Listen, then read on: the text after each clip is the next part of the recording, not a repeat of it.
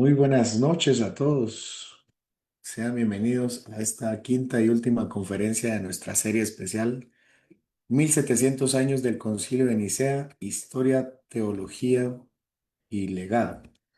Hoy nos honra nuevamente con su presencia el profesor Rafael Riveros, docente e investigador apasionado por la teología histórica, a quienes muchos ya conocen por su claridad y el amor que transmite en estas verdades en la fe cristiana.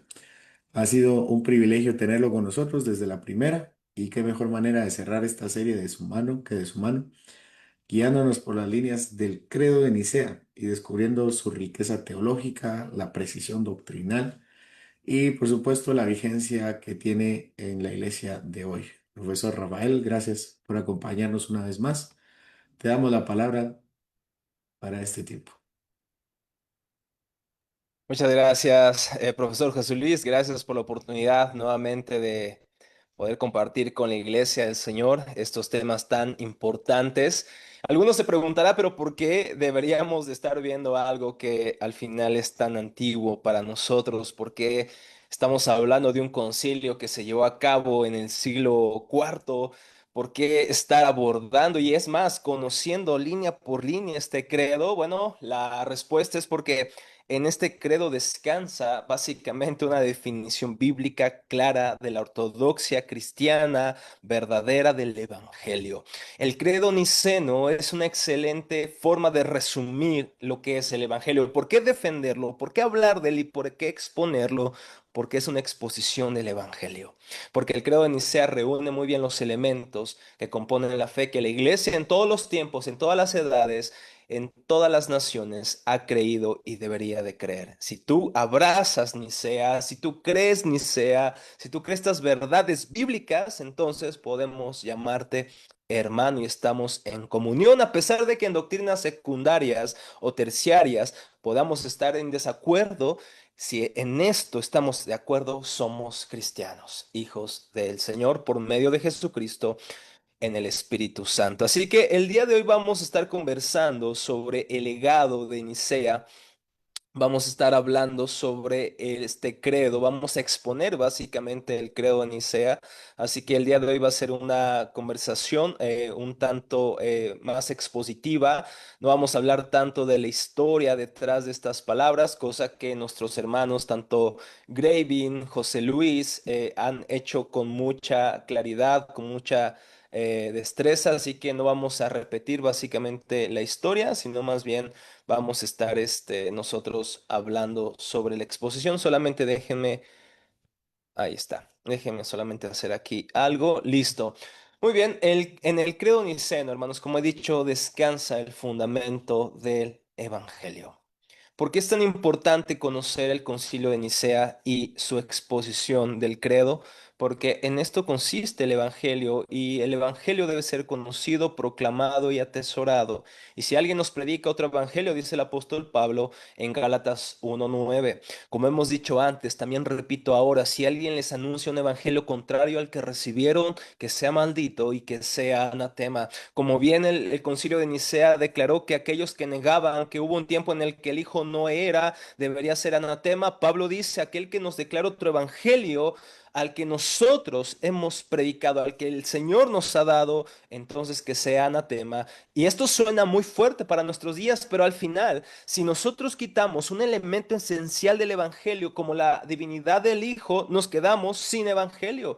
Si el Hijo no es Dios, Él no puede pagar por nuestros pecados. Si el Hijo no es Dios, no puede cargar la ira de la justicia divina. Si el Hijo no es Dios, entonces estamos muertos en nuestros delitos y pecados todavía. Si el Hijo no es hombre, también por otra parte, no podría representarnos. Así que nuestro mediador, como dice la Confesión belga, debería de ser no solamente Dios, sino también hombre, también como la testigua el Catecismo de Heidelberg. Debe ser verdadero Dios y verdadero hombre, como lo declaró más adelante el Concilio de Calcedonia en el 451, pero también como lo defendieron nuestros padres de la iglesia en el Concilio de Nicea. Por lo tanto, como dice Matthew Barrett, apartarse del teísmo trinitario clásico de Nicea es apartarse de la catolicidad de la iglesia, lo que hace que seamos parte de la iglesia universal de Cristo. El día de hoy hablaremos también de qué significa una iglesia católica. Pero vamos entonces al credo que ya leímos en la mañana mientras estábamos conversando sobre los antecedentes históricos. Ustedes ya lo pueden ver aquí en pantalla. Vamos a exponer línea por línea este credo. Hay diferentes versiones o variantes. Por ejemplo, la primera palabra creemos. En griego, los padres de la iglesia, al parecer, esa fue la lectura original, creemos. Por la otra parte, donde obtenemos la palabra credo, la iglesia latina o de lengua latina occidental, empieza con creo, hace algo más personal. Sin embargo, parece que la lectura original ha sido creemos. No está mal que lo digas en la versión latina, creo. Sin embargo, vamos a ir al griego, que justamente es el idioma en el que se relata, en el que se deja por escrito este mismo credo. Entonces vamos a exponerlo y he dividido esta exposición en 4 artículos. El primero es Dios el Padre. ¿Y cómo empieza este credo? Creemos en un solo Dios, el Padre Todopoderoso. Y aquí está en griego, pisteomen. Está en plural, creemos. Esto quiere decir que todos los cristianos de todos los tiempos, de todas las naciones y de todas las edades deberíamos creer esto. Es una confesión comunitaria. Y nuevamente, cuando vamos a la confesión o a la versión, en este caso latina, creo, no vamos a acusarlos de individualistas, más bien personalizan, porque el Concilio de Nicea y este credo, este símbolo de fe, pudo ser recitado incluso para aquellos que iban al bautismo. Entonces tenían que ellos decir, yo creo esto, esta es mi creencia, estoy siendo bautizado. Muchos de ellos cuando eran adultos eran bautizados y creían justamente lo que Nicea decía porque era un resumen del Evangelio. Entonces creo, probablemente fue una versión para hacerla más personal, este credo, este símbolo. Pero en sí, la palabra creemos engloba también que estamos juntos en una comunidad de creyentes, de redimidos. La fe que tú tienes y que yo tengo no es una fe individualista, es una fe que se vive en comunidad, que se vive con la iglesia del Señor, no solamente con mi iglesia local, pero también con las diferentes iglesias en mi ciudad, en mi país, en Latinoamérica, en Centroamérica, Sudamérica. Si tú confiesas esto que el día de hoy vamos a ver, eres mi hermano y puedo decirte que te amo en Cristo Jesús porque somos parte de un mismo cuerpo de la iglesia por la cual el Señor se entregó a sí mismo. Entonces, en esta frase creemos engloba esta vida en comunidad y creemos en un solo Dios. Es importante entender esta primera parte del credo niceno porque recuerden que Arrio, como decíamos en la mañana, en la primera exposición y en las subsecuentes, Arrio estaba tratando de salvaguardar la unicidad de Dios. Dios es un Dios, como lo dice este credo bíblico, ¿no es cierto? El Shema Israel, oye Israel, tu Dios uno es. Y los cristianos trinitarios creemos eso. Pero dirás, ¿cómo es que puedes creer en un solo Dios? Y a la vez crees en Dios Padre, Hijo y Espíritu Santo. ¿Acaso esto no es triteísmo? ¿No es la creencia en tres dioses? No es la creencia en tres dioses. La Trinidad declara que creemos en un solo Dios, una sola esencia divina, usia, una sola esencia de Dios, pero que en esta esencia hay tres personas divinas que son partícipes de esta esencia, de esta comunión divina, Padre, Hijo y Espíritu Santo. Creemos en un solo Dios, no en tres dioses, no en tres manifestaciones de Dios, o que a veces Dios se manifiesta como Padre, Hijo y Espíritu Santo. No, no, no. Creemos en un solo Dios, en tres personas. Ese es el misterio glorioso de la Trinidad que no pone en tela de juicio ni se contrapone a la simplicidad y unicidad de Dios. Creemos en una sola esencia divina y en esta sola esencia divina hay tres personas, tres hipostasis. Padre, Hijo y Espíritu Santo. Y en primer lugar, habla del Padre, creemos en el Padre. Ahora, Aquí el concilio de Nicea parece muy obvio, pero decir esto en la controversia arriana era algo ya en un sentido fuerte, porque Arrio decía que hubo un tiempo en el que el Padre no fue Padre. Hubo un tiempo en el que el Padre simplemente era Dios, hasta que creó al Hijo. Y es entonces que se convierte en Padre, pero el concilio de Nicea, los padres de la iglesia están de acuerdo en que el Padre siempre ha sido Padre. No hubo una ocasión en que no lo fuera. Y no solamente es Padre, sino que es todopoderoso. Pantocrátor es la palabra que significa literalmente gobernante sobre todas las cosas. Así que, nuevamente, esto parece muy obvio, pero en oídos de por ejemplo, de los griegos, de algunos paganos, incluso decir que hay un solo Dios y que es todopoderoso, que gobierna todas las cosas, ya es una declaración muy relevante para sus días donde la creencia general es el politeísmo, la creencia en muchos dioses y estos dioses difieren de poder, dependen en las zonas, regiones en que se encuentran, pero no.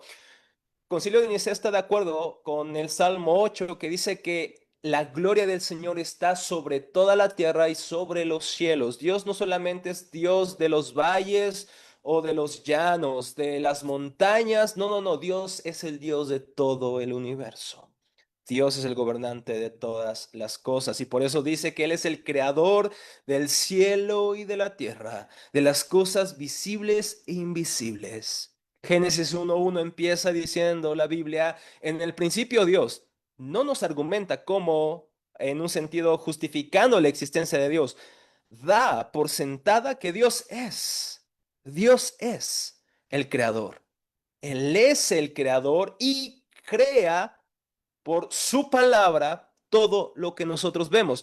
Lo que quiere hacer el Concilio de Nicea es ayudarnos a ver la diferencia o la distinción entre el creador, que es increado, no compuesto, la causa no causada, no está compuesto de cosas materiales como nosotros, que tenemos alma, cuerpo, espíritu, cuerpo, sino que Dios es increado y no es compuesto, Él es simple. Y nosotros somos las criaturas creadas y por lo tanto compuestas. Hay una distinción.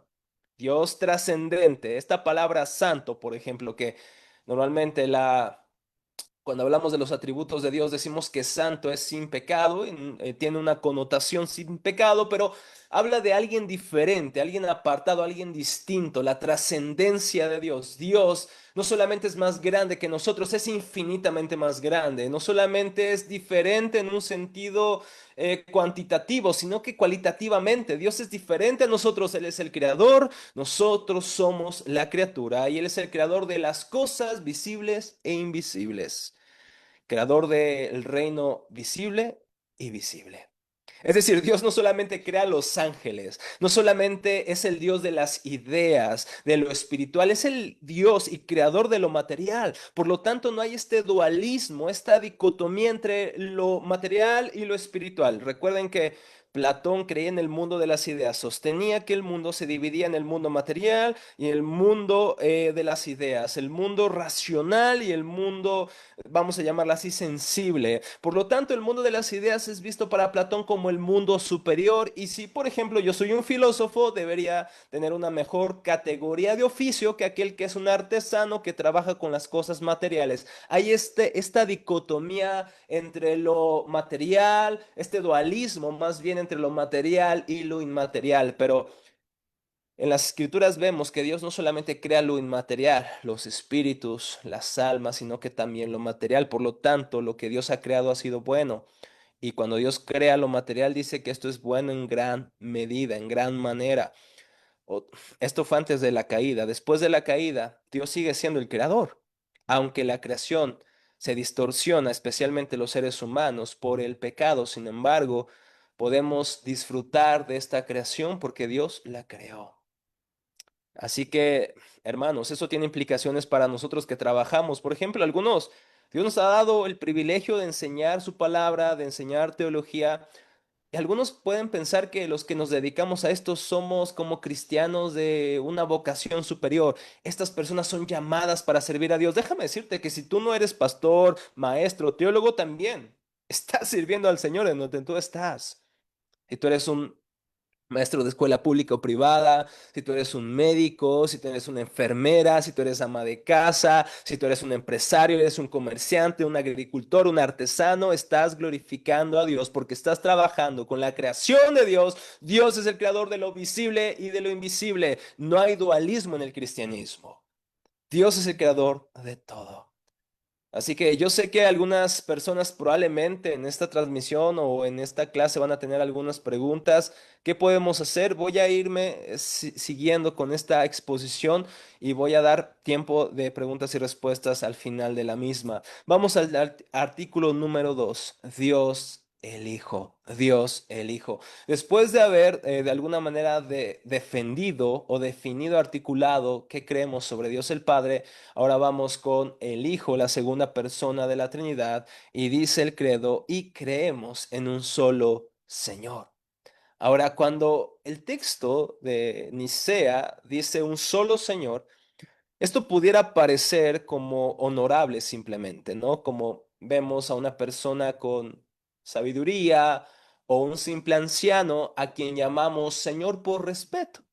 Y podríamos pensar que cuando el credo niceno y el Nuevo Testamento alude a Jesús como Señor es solamente como un sentido de honor o respeto, pero más que eso, cuando la Biblia llama a Jesús Señor, lo equipara a Adonai, al Señor del Antiguo Testamento. Aunque la palabra en griego es kurios y no Adonai, que es en hebreo, sin embargo encierran la misma verdad.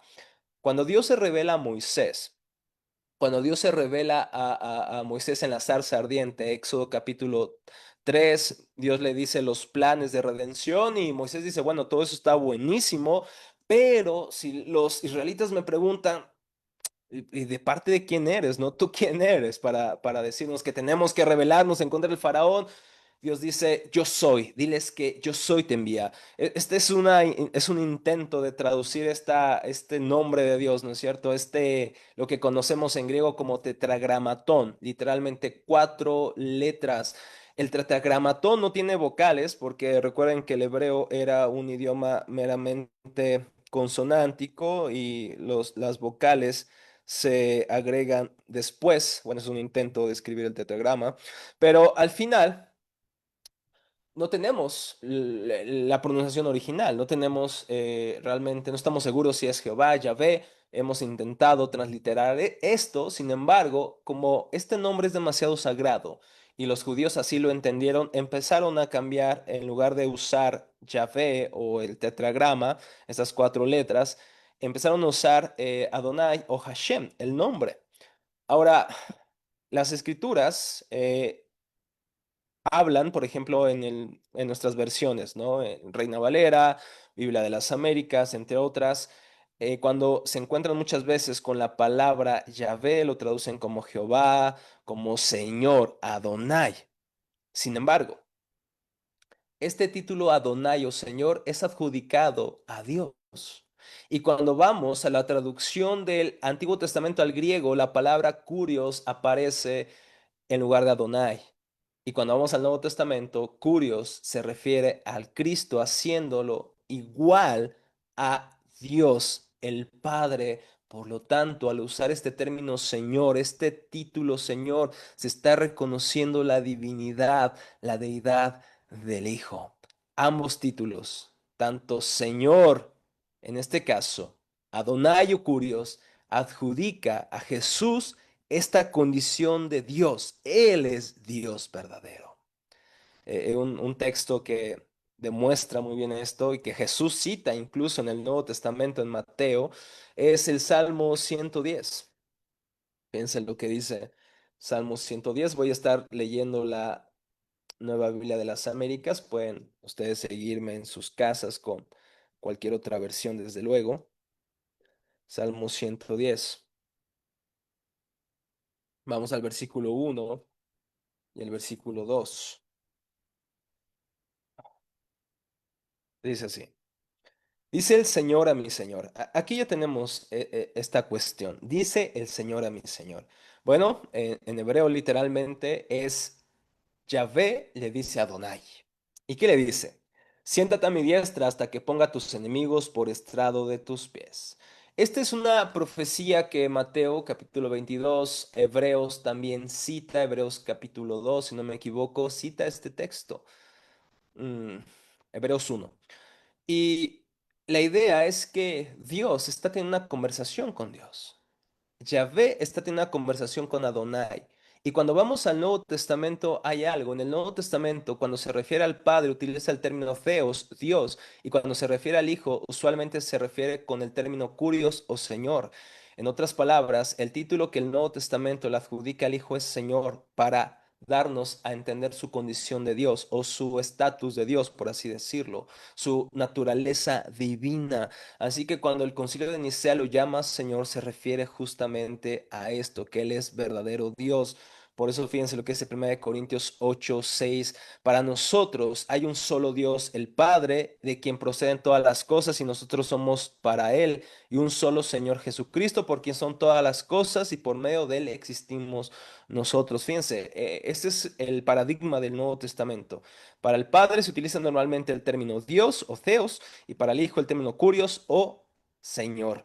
Pero no únicamente es una regla y de alguna manera exclusiva, sino que también a Jesús se le llama Dios. Por ejemplo, cuando Tomás ve a Jesús, al Jesús resucitado, y Jesús dice, a ver, Tomás, ¿querías meter tus dedos en mis heridas? Ven, mételas. Y entonces, ¿qué hace Tomás? Cae de rodillas a Jesús y llama Señor mío y Dios mío. Pero el término Señor es el término más usual para referirse a Cristo y a su divinidad en el Nuevo Testamento. Fíjense lo que dice Philip Carey, Carey al hablar de esto. Al confesar la fe en un solo Señor, Jesucristo, estamos dando la espalda al paganismo, pero no al judaísmo. El único Señor que adoramos es el mismo que Israel nombra en la gran confesión de fe que hacen Deuteronomio 6:4. Escucha Israel, el Señor nuestro Dios, el Señor uno es. La extraordinaria audacia con la que Pablo identifica este único Señor con el Señor Jesús hace que el credo cristiano dependa de esta antigua y fundamental confesión de fe judía que siempre ha sido y sigue siendo la fe bíblica.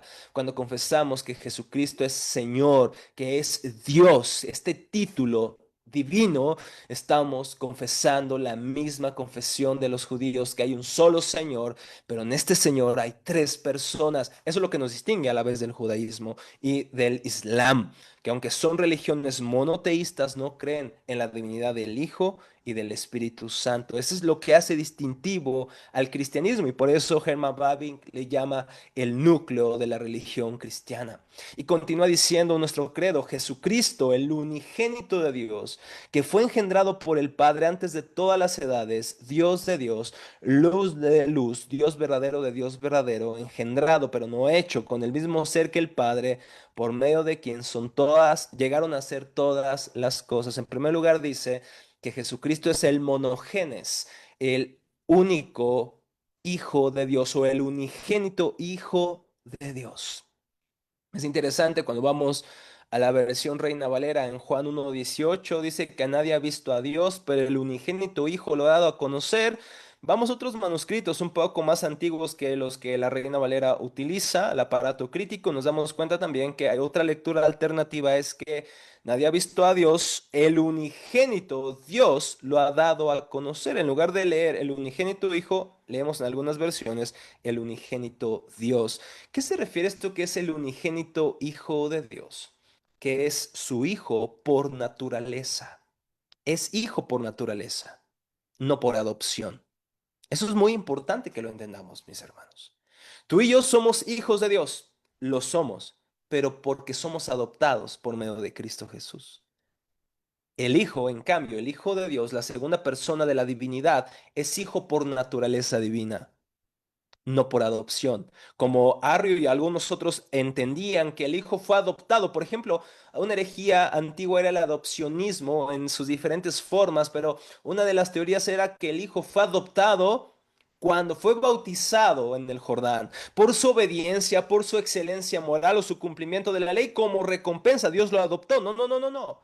Jesús es hijo por naturaleza divina. no por adopción como lo somos los seres humanos. Pero también dice la confesión o este credo, este símbolo que fue engendrado por el Padre antes de todas las edades, es decir, en la eternidad. Por eso es que podemos llamarlo Dios de Dios, luz de luz, Dios verdadero de Dios verdadero, engendrado pero no hecho. Y claro que estas palabras ya nos causan cierta confusión en un sentido, porque decimos, a ver, engendrado no es lo mismo que hecho, no es lo mismo que creado. En este caso no habla del principio cuando fue creado el Hijo, sino de la cercanía y de la relación que él tiene como hijo del Padre. Por eso es que dice Orígenes. Orígenes tiene sus posturas, opiniones controversiales respecto a la eternidad de las almas, incluso en algún sentido a la subordinación del Hijo, también como Tertuliano y otros más. Sin embargo, en esto, fíjense lo que dice Orígenes, que fue también un gran defensor de la Trinidad, aún con ciertas opiniones controversiales. Él dice, ¿quién puede sentir o creer que Dios el Padre pudo haber existido, siquiera por un instante, sin engendrar esta sabiduría? Y normalmente los padres de la iglesia, algunos se refieren a la sabiduría de Proverbios como al Hijo. Pero fíjense lo que dice Orígenes. ¿Cuándo hubo un momento en que Dios el Padre pudo haber existido sin engendrar esta sabiduría, sin que el Hijo estuviera ahí en el seno del Padre? Por lo tanto, el Hijo es eterno al igual que el Padre. Y hay diferentes textos que aparecen en pantalla, Isaías 9:6, que se le llama como el Padre eterno, Padre de la eternidad. Malaquías 5:2, el gobernante, el Mesías que nacerá. A la vez, sus apariciones son desde los tiempos de la eternidad. Juan 8:58, donde dice Jesús, antes que Abraham fuese, yo soy. Colosenses 1:17, él es antes de todas las cosas. Él no es creado, no es hecho, Él es eterno. Es la eterna generación del Hijo. El Hijo siempre ha sido Hijo y por eso puede ser llamado Dios de Dios, luz de luz, Dios verdadero de Dios verdadero. El Hijo eterno de Dios no pertenece a la categoría de criatura. Y por eso dice el texto, con el mismo ser, homoousios, del mismo ser del Padre, no semejante, no homoousios, es homoousios, de la misma sustancia divina, del mismo ser del Padre. Es decir, que aquí no están diciendo los nicenos o los obispos de Nicea que el Hijo es de una naturaleza más o menos parecida a la del Padre, o una naturaleza inferior, como decía o sostenía Arrio, sino que es de la misma esencia divina. Claro que esto rompe nuestra cabeza en mil pedazos. ¿Quién puede comprender el misterio de la Trinidad de manera plena o exhaustiva? Sin embargo, creemos que el Hijo es de la misma esencia divina, que es partícipe de la misma esencia divina, no fuera de esta esencia, sino que estas tres personas, Padre, Hijo y Espíritu Santo, están en una sola esencia divina, eternamente y para siempre. Padre, Hijo y Espíritu Santo, de la misma esencia divina. Y nuevamente, como dijimos en las conferencias pasadas, esto no es modalismo, porque a los nicenos se les acusó por mucho tiempo de una especie de modalismo. Lo que se está diciendo acá es que el Padre y el Hijo son la misma persona, aunque en diferentes manifestaciones, no en lo absoluto. Es una persona son personas que podemos distinguir, pero que no podemos separar de la esencia divina, porque Dios no lo podemos separar, porque Él no está compuesto como la creación o las criaturas. Por eso el Hijo es Dios. Y por medio de Él fueron creadas todas las cosas, visibles e invisibles. Juan 1:1 es un texto maravilloso. En el principio estaba el Verbo, y el Verbo estaba con Dios, y el Verbo era Dios, y a través de Él fueron creadas todas las cosas. Y todo fue hecho a través de Él, lo visible e invisible, como dice Colosenses. Porque Él es Dios, porque Él es Dios. Una criatura, en una criatura no podría estar el origen de la creación. El origen de la creación está en Dios. Y como el Hijo es Dios, por eso es que por medio de Él fueron creadas todas las cosas. Otra vez Philip Carey en esta introducción al credo niceno dice, el Hijo tiene todos los rasgos esenciales de la divinidad y no un tipo de divinidad diferente a la del Padre. Este es el sentido del término que excluye la enseñanza de Arrio, así como toda la teología que subordine ontológicamente en el ser el Hijo al Padre como si fuera un ser divino, secundario o menor. Más adelante aparece lo que se adjudica un credo a Atanasio, aunque la teología, las palabras, las expresiones son más de un origen latín que oriental griego, pero se adjudica a Atanasio o eso ha pasado el nombre como el credo atanasiano o de Atanasio. Podemos tener diferentes puntos de vista de acuerdo a la autoría, sí. Sin embargo, lo que se confiesa en este credo es realmente lo que se confiesa en Nicea. Fíjense lo que dice este credo. Adoramos a un solo Dios en Trinidad y la Trinidad en unidad. No adoramos a tres dioses y no adoramos a tres manifestaciones de la misma persona, sino que adoramos a la Trinidad en la unidad, a un ser que es simple, un Dios que es uno solamente, pero en tres personas, tres hipostasis, una sola esencia divina.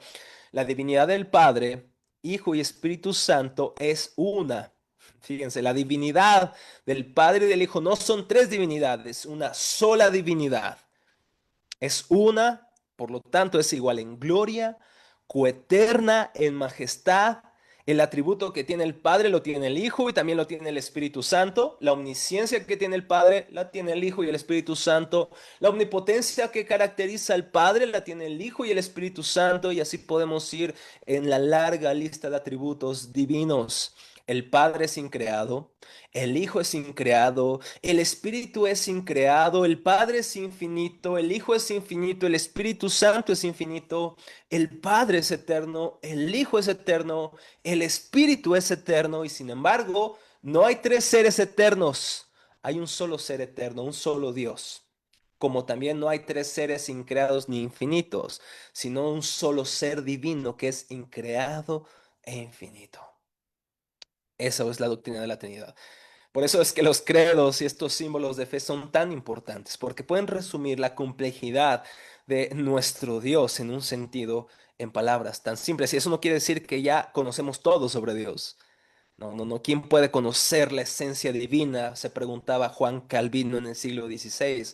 Nadie puede comprender de una manera plena al Dios que es incognoscible. Podemos conocerlo porque Él se ha revelado, pero no podemos dominarlo. Y por eso llamarnos doctores en Dios sería algo incoherente. Hasta doctores en teología debería darnos miedo hablar o adjudicarnos tal título. Porque ¿quién puede contener el misterio de la divinidad del Dios Trino, quien adoramos y sea bendito por todos los siglos? Continúa diciendo el credo que por nosotros, los seres humanos, el Hijo, y por nuestra salvación descendió del cielo y fue encarnado del Espíritu Santo. Y la Virgen María y se hizo humano y también fue crucificado por nosotros bajo Poncio Pilato y sufrió y fue sepultado o enterrado. Fíjense lo que dice el credo. Por nosotros los seres humanos y por nuestra salvación Él descendió a los cielos. Fue el Hijo.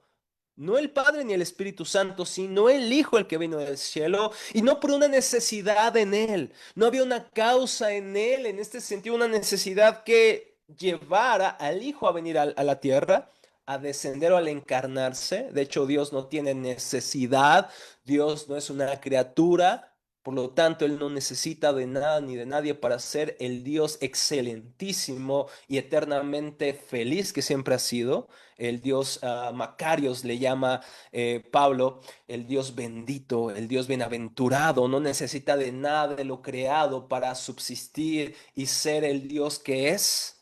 Nosotros no le agregamos nada a Él, ni con nuestra existencia, ni con nuestra adoración. Dios sigue siendo y seguirá siendo Dios conmigo, sin mí. No hay ninguna necesidad en Él. Pero el texto dice que fue por nuestra salvación. Y quiero que entendamos la complejidad de estas palabras, mis hermanos. El Dios cuyos ojos son muy puros para ver la maldad, como dice Habacuc, se humilló a sí mismo, como dice Pablo en Filipenses 2, para salvar no a sus amigos, sino a aquellos que éramos sus enemigos. Esto ya debería volarnos la cabeza y humillarnos en adoración.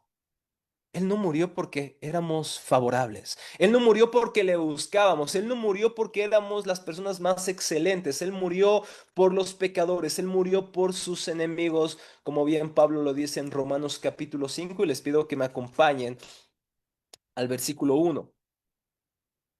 Romanos 5:1. Y claro, hermanos, que sigan pensando en sus preguntas. Si tienen alguna, pónganla en el chat. El profesor José Luis y el director de Ginebra nos va a ayudar a ponerlas aquí en el chat. Y si tengo la capacidad de poder responder, lo voy a intentar. Y si no, hermanos, prometo investigar estas preguntas y responderlas en el momento oportuno. Pero mientras tanto, vayamos a Romanos capítulo 5 versículo 1 que dice, por tanto, habiendo sido justificados por la fe, tenemos paz para con Dios por medio de nuestro Señor Jesucristo. Si es que ahora hay paz, es porque antes había guerra. Dios estaba en contra de nosotros porque somos pecadores. Y cuando digo que Dios estaba en contra de nosotros, es por nuestro pecado. Pero también Dios nos amó de tal manera que envió a su Hijo. Pero no podía mirarnos con agrado cuando el pecado era nuestra vida, cuando estábamos muertos en delitos y pecados. Por lo tanto, tendría que enviar un sustituto, un mediador, un sacrificio para ahora complacerse en los pecadores, porque el sacrificio perfecto, el Cordero de Dios que quita el pecado del mundo, Jesucristo, murió en nuestro lugar. Por eso Pablo puede decir que ahora tenemos paz con Dios, porque nosotros estábamos en guerra en contra de él. No deseamos a Dios, no buscamos a Dios, no hay ni siquiera uno que busque a Dios y no hay nadie que haga lo bueno. Pero porque no le buscábamos, Dios en su misericordia y amor envió a su Hijo. Él nos buscó. Pero fíjense, el versículo 6 de Romanos 5 dice, porque mientras aún éramos débiles, a su tiempo Cristo murió por los impíos, no por los buenos. Porque difícilmente habrá alguien que muera por un justo, aunque tal vez alguno se atreva a morir por el bueno, pero Dios demuestra su amor para con nosotros en que aún siendo pecadores, Cristo murió por nosotros. Murió cuando éramos débiles, incapaces, cuando éramos sus enemigos, cuando éramos impíos. Él murió por nosotros, cuando éramos sus enemigos. Esto es gracia. Y esto debería llevarnos a la adoración y a la vida en humildad, mis hermanos. No tenemos que creernos mejores que aquellos que no creen en el Señor.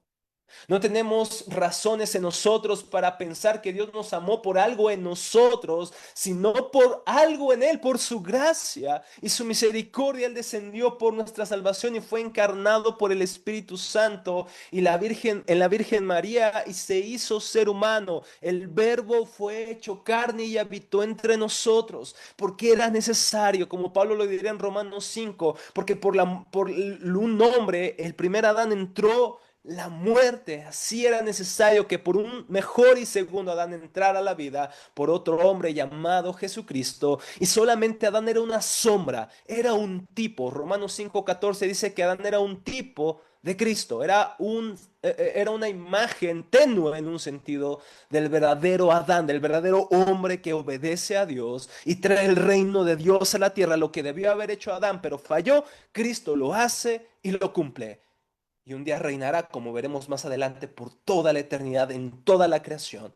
Él ya reina, pero un día consumará su reino y cielos nuevos y tierra nueva disfrutaremos con Él para siempre. Y también fue crucificado por nosotros. Bajo Poncio Pilato, sufrió y fue sepultado. Aunque no lo merecía, fue crucificado y sufrió. El justo por los injustos. Mm. Segunda de Corintios 5:17 es uno de los textos más maravillosos que podemos hallar sobre esta verdad. Aquel que no conoció pecado, por nosotros Dios lo hizo pecado para que nosotros fuéramos hechos justicia de Dios en él. Mi Señor llevó mi inmundicia, mi Señor llevó mi pecado. Yo no sé si algún día voy a poder explicar esto con suficiente claridad, pero pasó. Cristo llevó mis ropas de inmundicia en la cruz y soportó el castigo de la ira divina. Experimentó los horrores del infierno sobre sí mismo, porque cargó mi pecado. para poder darme su justicia. El glorioso intercambio, como le llama Juan Calvino. El gran trueque. El Señor toma mi inmundicia, toma los harapos inmundos de mi pecado y Él me da las ropas de su justicia. Y ahora cuando Dios me ve, ya no ve a Rafael Riveros el pecador, ahora ve la justicia de Cristo en Rafael Riveros y ahora Dios me acepta por los méritos de Cristo Jesús. Mi hermano, he pecado hoy puedo acercarme a mi Padre. No porque di conferencias, no porque hice mis disciplinas espirituales.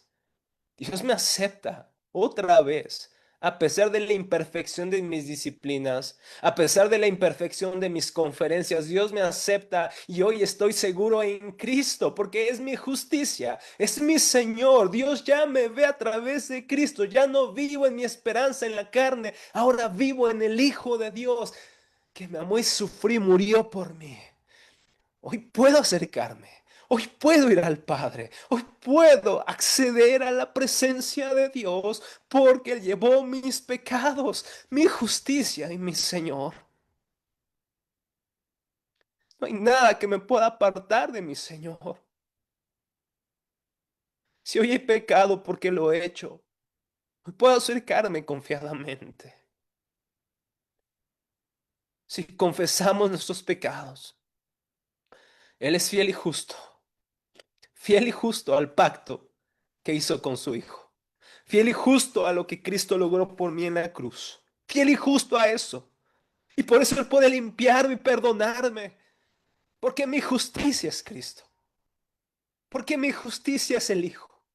Porque Él murió por mí. Sufrió por mí. El Dios inmortal fue a la cruz. El Dios impasible sufrió bajo la ira por mis pecados. Esto, hermanos, es demasiado grande para poder explicarlo.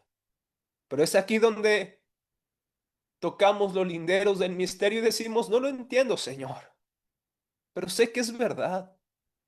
Y esto ha transformado nuestras vidas y sigue transformando la vida de miles de personas a lo largo del mundo.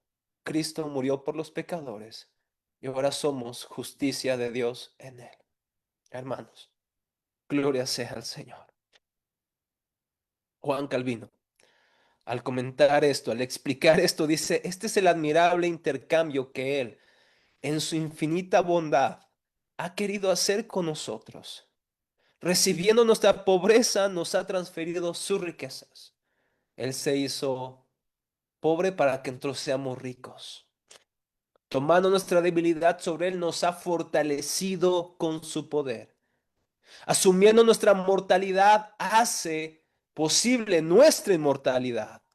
Recibiendo la carga de nuestras iniquidades que nos oprimían, nos ha dado su justicia para ser nuestra justicia. Cristo es nuestra justicia. Descendiendo a la tierra, nos ha abierto el camino del cielo. Haciéndose hijo de hombre, ha hecho de nosotros hijos de Dios. Este es el admirable, el glorioso intercambio. Pero aún con todo esto, Jesús no permaneció en la tumba, sino que, como dice el credo, Él resucitó al tercer día, según las Escrituras. Y hermanos, podríamos hablar toda la noche de cada línea de este credo, pero las Escrituras habían prometido que Él resucitaría. Y un solo ejemplo es Isaías 53, cuando aún después de que este siervo sufriente tiene que morir por las transgresiones del pueblo, dice, verá su descendencia, verá su recompensa. ¿Cómo es posible que este siervo que muere por su pueblo verá aún así su recompensa? Porque Él va a resucitar, según las Escrituras.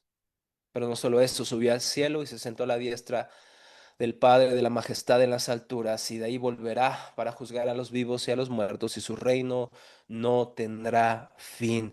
Él resucitó al tercer día, y después de estar hablando con los discípulos, de aparecerse durante 40 días con los discípulos y enseñarles, de acuerdo a Hechos 1 sobre el reino de Dios, Él ascendió a los cielos y está sentado a la diestra de la majestad de las alturas. ¿Y qué significa esto que está sentado en su trono? Significa que Él es rey, está reinando. Pero Él no solamente está en su trono, su ministerio presente es que Él está intercediendo por nosotros. Y esto me llena de esperanza en lo personal cuando predico y enseño la palabra del Señor, porque sé que mientras yo estoy predicando y enseñando, aún con mis defectos, Él está intercediendo por mí y por su iglesia. Pero saben, no solo cuando estoy haciendo el ministerio me da confianza saber que Él está intercediendo por mí, sino que cuando estoy en mi debilidad, en mis tentaciones, cuando estoy a punto de caer, cuando estoy en el calor de la tentación, sé que hay uno que está intercediendo por mí, que me sostiene. Cuando estoy en las circunstancias difíciles, en las pruebas o en los temores de las circunstancias de esta vida, en la tormenta, en la turbulencia del mundo, sé que mi Salvador intercede por mí, mis hermanos, y Él volverá.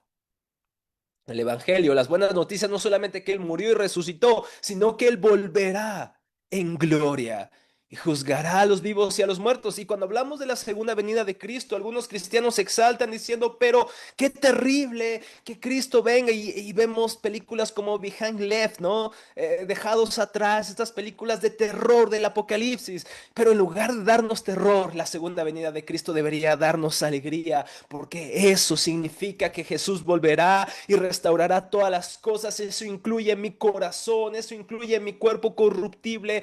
Será mudado a un cuerpo incorruptible. Este cuerpo que está constantemente envejeciendo será transformado en gloria. Y la segunda venida de Cristo debería ser un deseo del alma del cristiano.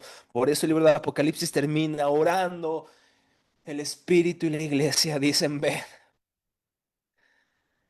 En Apocalipsis podemos ver el deseo de la segunda venida de Cristo, no el terror como las películas de Hollywood, el deseo de que Cristo venga.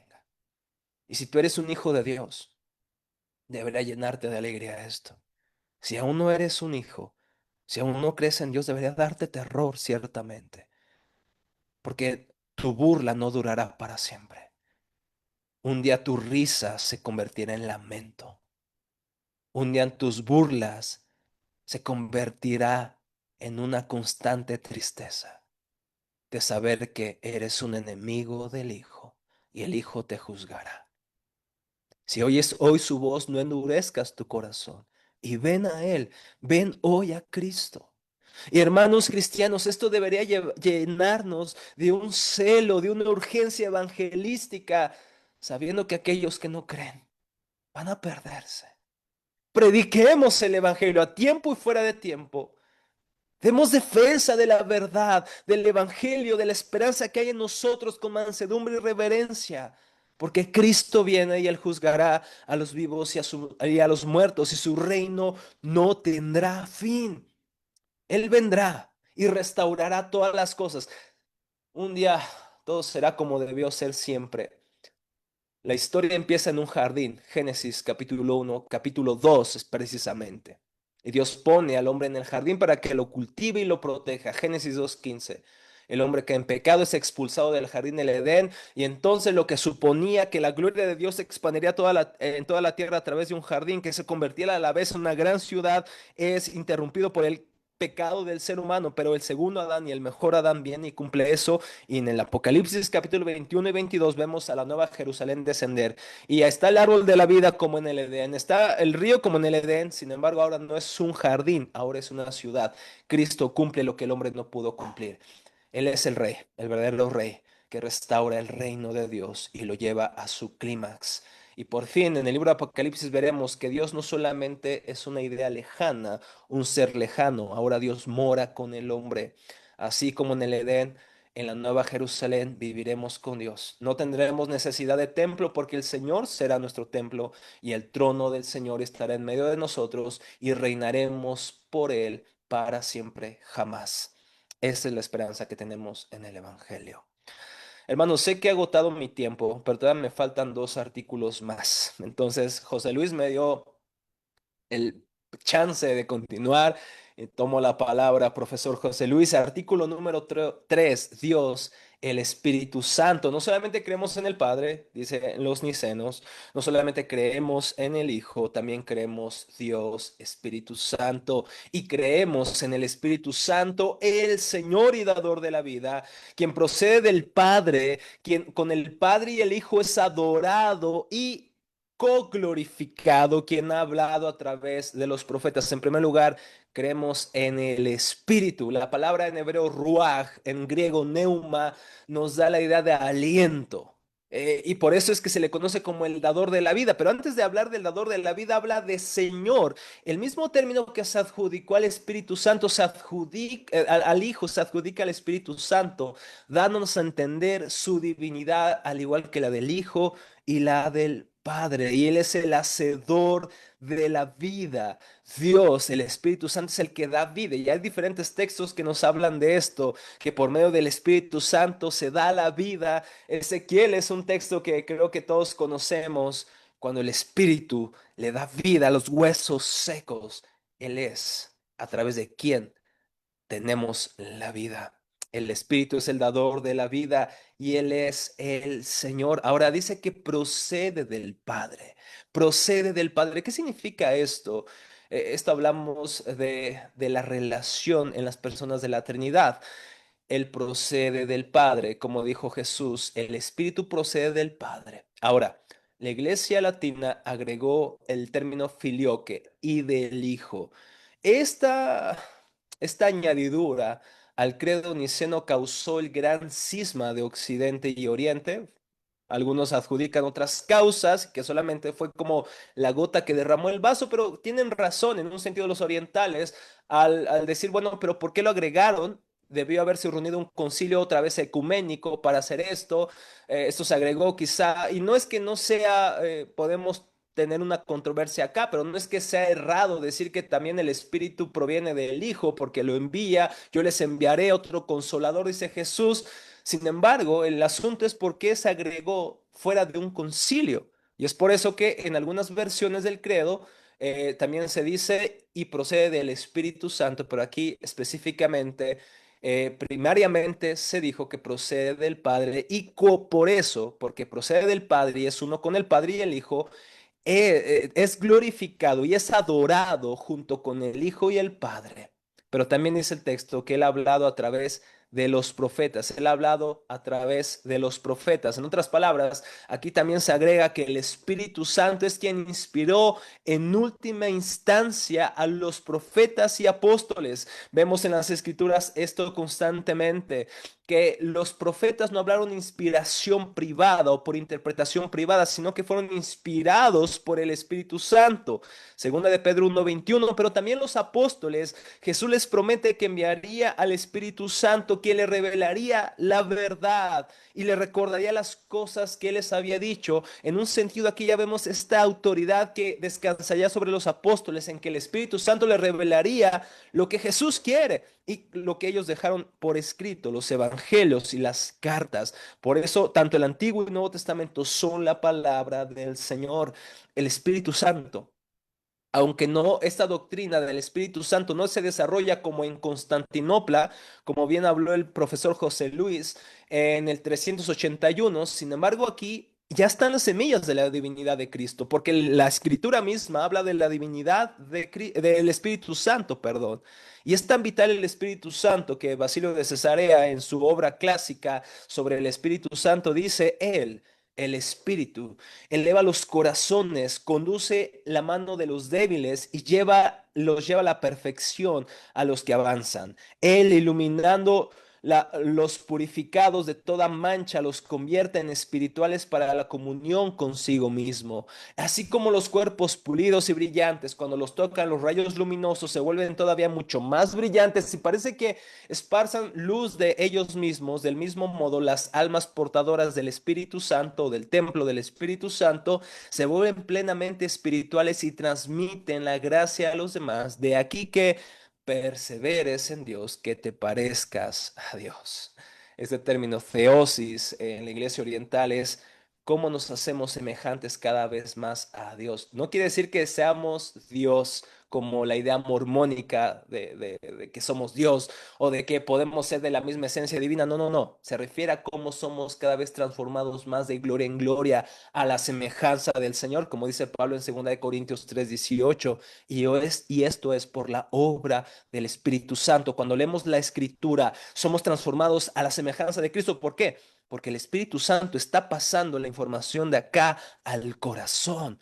Cuando oramos somos transformados por la obra del Espíritu Santo, no por la sofisticación de mi oración o por el gran intelecto que puedes poseer, sino porque el Espíritu Santo está haciendo realidad la fe que creemos, la fe que hemos confesado. El Espíritu Santo se encarga de hacer la realidad en nuestras vidas, en nuestros corazones. Somos transformados y el amor de Dios es derramado en nuestros corazones a través del Espíritu Santo, como dice Pablo en Romanos capítulo 5. Es tan importante el Espíritu Santo que probablemente veamos en otras conferencias.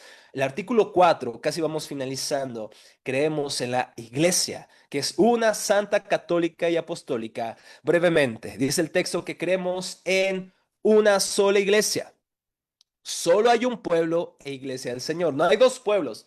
Israel y la iglesia, no, somos el Israel espiritual. Tanto judíos como gentiles somos un solo pueblo con múltiples expresiones en asuntos secundarios. Una iglesia en Asia será diferente a una iglesia occidental. Una iglesia en el África será una iglesia diferente en su expresión litúrgica quizá que una iglesia norteamericana, pero en las doctrinas primarias, en la Trinidad, es lo que nos une. Quiero que vayamos a Efesios capítulo 4, versículo 1.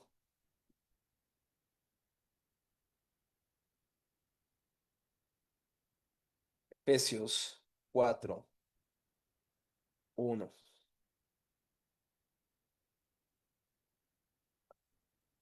Esta Biblia es un poco nueva y todavía están pegadas las hojas, así que me está costando ver los textos, pero 4.1 dice, Efesios 4.1, yo pues prisionero del Señor les ruego que ustedes vivan de una manera digna de la vocación con que han sido llamados, que vivan con toda humildad y mansedumbre, con paciencia, soportándose unos a otros en amor. ¿Por qué puedo o debería ser humilde? Debería tener paciencia y soportar a mis hermanos en amor. ¿Por qué? Fíjense, esforzándose por preservar la unidad del espíritu en el vínculo de la paz. Hay un solo cuerpo, hay una sola iglesia, un solo espíritu, así como también ustedes fueron llamados en una misma esperanza de su vocación. Un solo Señor, una sola fe, es decir, un solo evangelio, un solo bautismo, un solo Dios y Padre de todos, que está sobre todos, por todos y en todos, pero a cada uno de nosotros se nos ha concedido la gracia conforme a la medida del don de Cristo. Hermanos, tenemos una sola fe, pero hay un solo cuerpo. Por lo tanto, hay una sola iglesia. No hay diferentes iglesias, hay diferentes iglesias locales.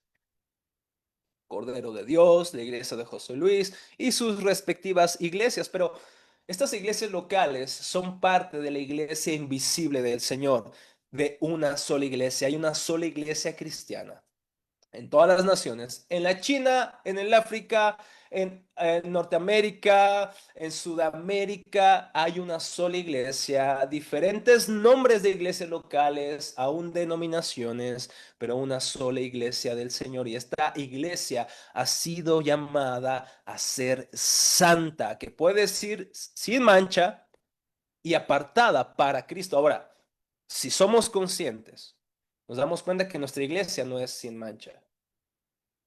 La iglesia cristiana aún no es perfecta, pero Cristo murió por ella para hacerla perfecta y la está haciendo perfecta a través de la santificación. Nuestro destino es la santidad y Cristo cumplirá la obra que Él comenzó en nosotros. Mis hermanos, y esto no es excusa para entonces el abrazar y no luchar en contra de los abusos espirituales dentro de las iglesias. Esto no es un pretexto para hacer nuestra vista gorda, decimos en México esta expresión, tener ojos velados para no ver los pecados de la iglesia y condenarlos. Si vemos que hay abuso, si vemos que hay pecado, necesitamos la disciplina del Señor.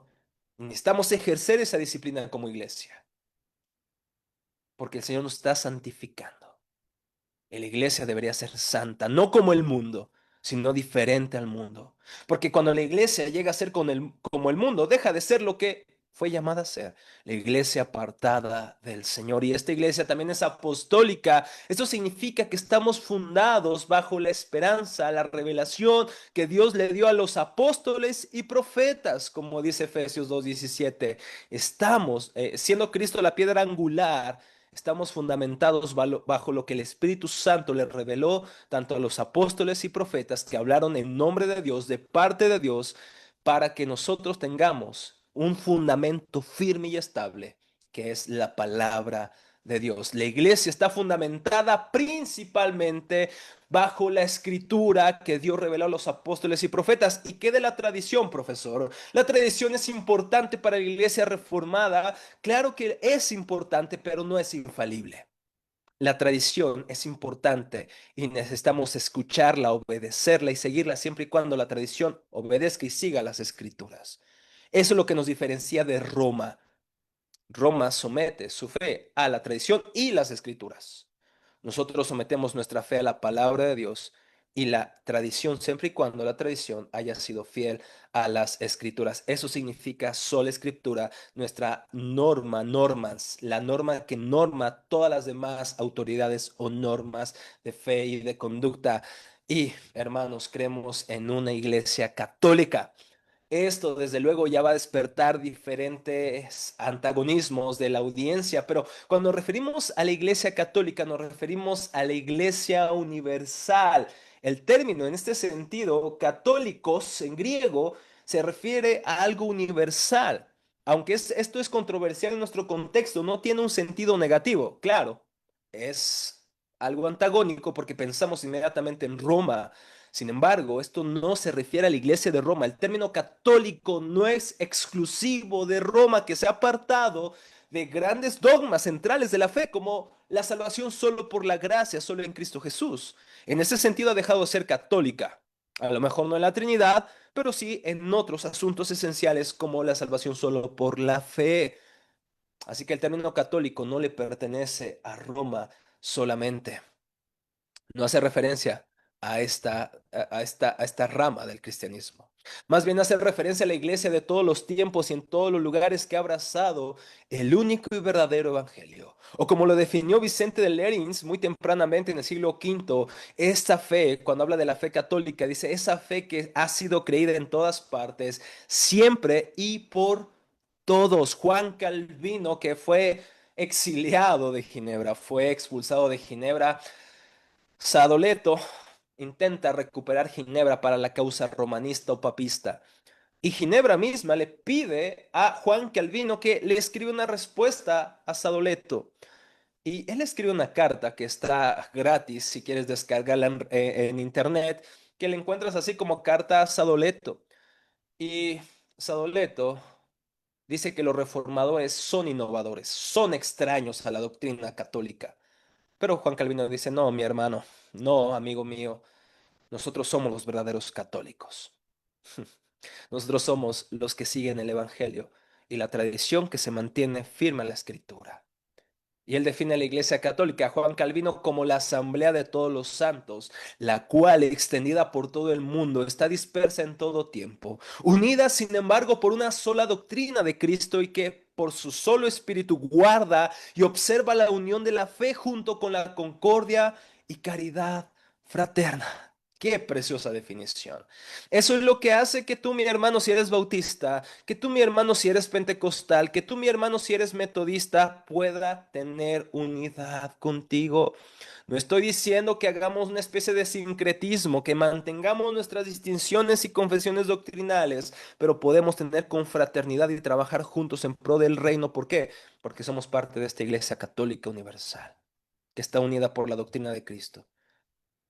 Mientras no niegues a Cristo, mientras no niegues la Trinidad, mientras no niegues estas doctrinas esenciales de la salvación, solo en Cristo Jesús, eres mi hermano. La primera aparición, por así decirlo, de este término se encuentra en una carta de Ignacio de Antioquía a los esmirnitas, exhortándoles, les dice, donde quiera que aparezca el obispo, que también esté la multitud del pueblo, así como donde quiera que esté Jesucristo, ahí está la iglesia católica. Donde está Jesucristo, ahí está la iglesia. Somos parte, la iglesia reformada, somos católicos. Este término no debería ser exclusivo de Roma. Tú y yo podemos ser, o somos más bien, de la iglesia que es una, que es santa, apostólica y católica. Somos católicos reformados para la gloria de Dios. Nuestra fe en la reforma no fue una novedad, no fue una invención, fue una renovación de la fe que siempre ha sido creída en todas partes, por siempre, por todos los verdaderos cristianos que abrazan el Evangelio de Dios. Y por último, mis hermanos, el artículo sobre sobre el bautismo y sobre los últimos tiempos. Confesamos un solo bautismo para el perdón de los pecados. Esperamos la resurrección de los muertos y la era o el mundo venidero. Amén. Confesamos, hermanos, un solo bautismo para el perdón de los pecados. Esto parece de alguna manera darnos a entender que el bautismo es el que hace posible el perdón de nuestros pecados o que el bautismo salva, pero como ustedes saben, ninguna obra del hombre puede salvarnos. Entonces, el bautismo lo que expresa es justamente esta limpieza de nuestros pecados en Cristo por el nuevo pacto. Constantemente en el libro de Hechos, Romanos, Colosenses, se nos ayuda a ver que el bautismo es la manera en que expresamos la realidad que ha pasado en nuestras vidas a través de la limpieza de nuestros pecados. Y hay un solo bautismo en el nombre de el Padre, el Hijo y el Espíritu Santo. Por eso es que hablamos de tres personas y no solo tres manifestaciones. No somos bautizados en nombre de el Padre, Hijo y Espíritu Santo, sino en el nombre del Padre, en el nombre del Hijo y en el nombre del Espíritu Santo. Hay un solo bautismo porque hay un solo Señor y una sola fe, como dice Efesios capítulo 4 versículo 5. Y también esperamos la resurrección de los muertos, mis hermanos. Muchos que me conocen y los alumnos de Ginebra saben que soy fan del Señor de los Anillos. Y hay una escena de las películas, no estoy hablando de los libros. Yo sé que algunos puristas del Señor de los Anillos me van a criticar por esto, pero hay una escena donde parece que todo está perdido. Es si no mal recuerdo, en el retorno del rey.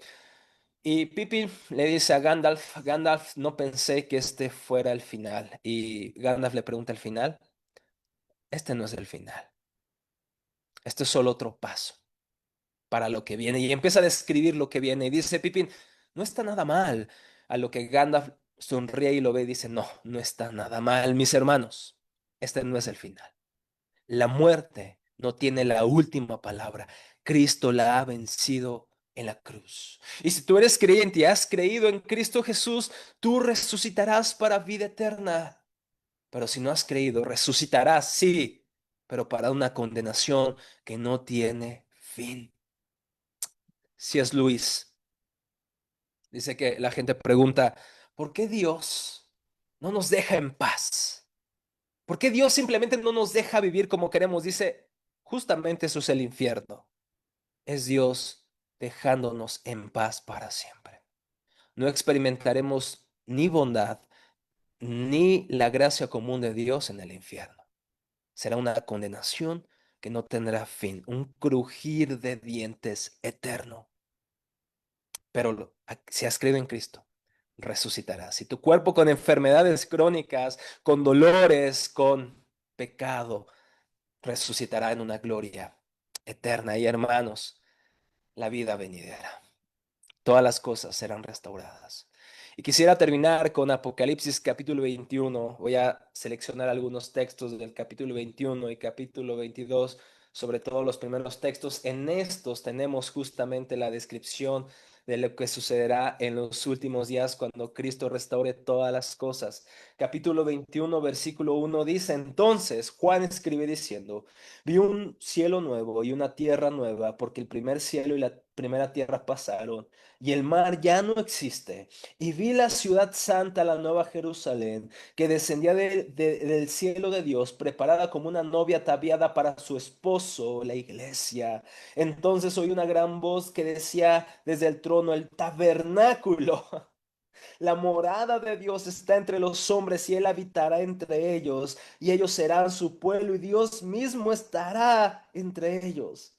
Él enjugará toda lágrima de sus ojos, y ya no habrá muerte, ni habrá más duelo, ni clamor, ni dolor, porque las primeras cosas ya han pasado.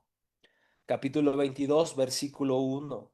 Después el ángel me mostró un río de agua de vida resplandeciente como cristal que salía del trono de Dios y del Cordero. En medio de la calle de la ciudad y de cada lado del río estaba el árbol de la vida que produce 12 clases de frutos, dando su fruto cada mes, y las hojas del árbol eran para sanidad de las naciones. Ya no habrá más maldición. El trono de Dios y del Cordero estará allí, y sus siervos le servirán. Ellos verán su rostro y su nombre estará en sus frentes.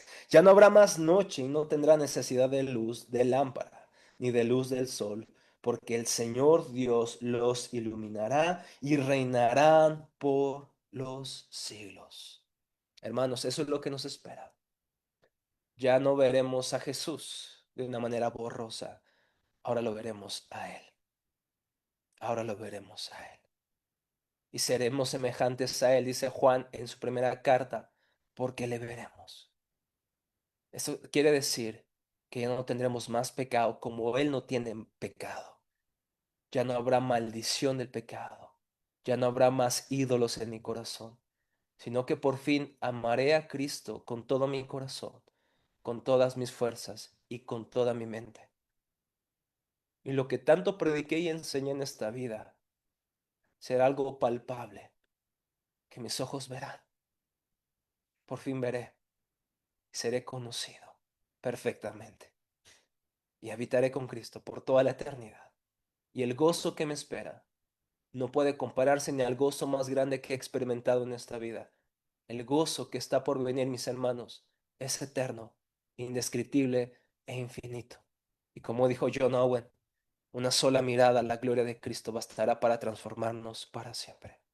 Que al Señor sea la gloria por los siglos de los siglos. Amén. Gracias, hermanos, por esta oportunidad. Gracias, profesor José Luis, por darme el privilegio de compartir esto con tan preciosos hermanos en Cristo en todas partes de la Iglesia Católica, de todas las partes del mundo de habla hispana. Gracias, José Luis. Gracias, profesor Rafael Riveros, quien nos ha guiado magistralmente en esta quinta y última conferencia. Gracias por la pasión, por recordarnos que el Señor está sobre todas las cosas y que finalmente este recordatorio histórico es realmente un acercamiento nuestro a la divinidad de nuestro entendimiento, pero también intentamos entender a nuestro Señor para amarlo más, para adorarlo mejor, para buscarlo más todavía. Así que gracias por tu dedicación y tu aporte invaluable a este esfuerzo de conmemoración y formación. Hermanos, así concluimos nuestra serie de conferencias, 1700 años del Concilio de Nicea, Historia, Teología y Legado, una travesía por los orígenes de nuestra confesión de fe como cristianos universales, por estos conflictos que moldearon la ortodoxia y por las verdades que la Iglesia ha sostenido con firmeza a lo largo de los siglos. Si esta experiencia despertó en ti el deseo de profundizar aún más, te invitamos a formar parte de los programas académicos de la Academia de Ginebra, diplomados, licenciatura y maestrías principalmente en teología, con énfasis en teología reformada, vemos historia, Biblia, filosofía y más. Nuestro objetivo es formar mentes bíblicas, corazones piadosos y vidas al servicio de la verdad. Así, hermanos, siguen nuestras redes para conocer más, compartan esta serie si fue de edificación para ustedes y consideren unirse a nuestra comunidad académica. Así que a todos, muchas gracias. Rafael, nuevamente, muchas gracias. Pasen una feliz noche, que el Señor les bendiga. El Señor les bendiga. Gracias, José Luis.